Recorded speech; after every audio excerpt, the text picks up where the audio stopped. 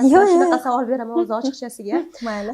To'yingizga to'xtalamiz va umuman turmush o'rtog'ingiz bilan qachon tanishgansiz va bilishim bo'yicha Tailandda tanishgansizlar deb eshitdim, shu rostmi?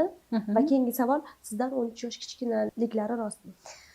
Turmush o'rtog'im bilan Tailandda emas, ular Tailandda bo'lgan vaqtlarida, men Toshkentda bo'lgan vaqtimda birinchi marta yozganlar. Ya'ni u qanaqa vaqt edi?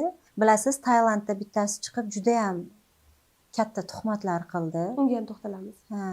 Ana shu vaqtda, shu tuhmatlar avj olgan vaqtida, ayniqsa fahsh videoda meni aybladi, chunki hech qanaqasiga yomonlab internetdan yo'qota olmadi. U kutdiki, men jonimga qasd qilaman, yo internetdan yo'qolaman. Hattoki shunaqa bir videolar joyladiki, boshingni uzib dedi. Buni sizga beraman, bemalol qo'ysangiz bo'ladi.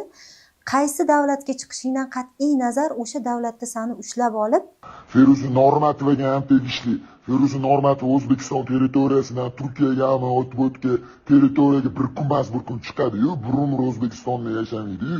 Chiqqan paytida ushlab olaman-ku, tomoni boshini uzib video olaman. Boshingni uzib Instagramga qo'yaman. Shunaqasiga o'xshab boshingni uzib qo'yaman dedi. Dedi shunaqa. Ha, shunaqa degan, bu videoni joylagan internetga. Undan tashqari adreslarimni ham baribir ko'pchilik dushman insonlar bor ekan atrofimda, o'zim bilmaganman.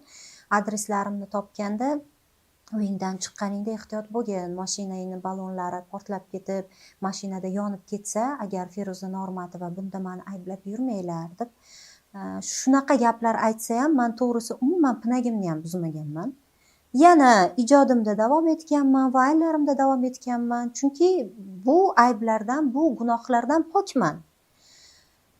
Bemalol xotirjam bo'lganman. Shu narsalar ham unga yordam bermagandan keyin fahshda aybladi.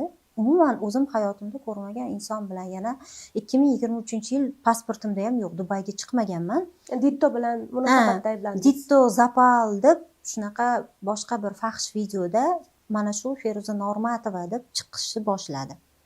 O'sha vaqtlarda to'g'risini aytsam, ishonasizmi, juda ham eng katta sinovga uchragan vaqtlarim bo'lgan. Faqat oilam bo'ldi yonimda. Allohga dardimni aytardim, hech kimdan yordam ham so'raganim yo'q. O'zi bu tuhmatlarni boshlaganda 2 oy jim turdim. Ba'zi insonlar bo'ladi, indamasangiz yo'q bo'lib ketadi. Ba'zilar andishani otini qo'rqoqqa yo'yadi, battar avjiga chiqadi. Unaqalarga qarshi chiqish kerak. Ko'pchilik indama, nazar pisand qilma, e'tiborga olma degan bilan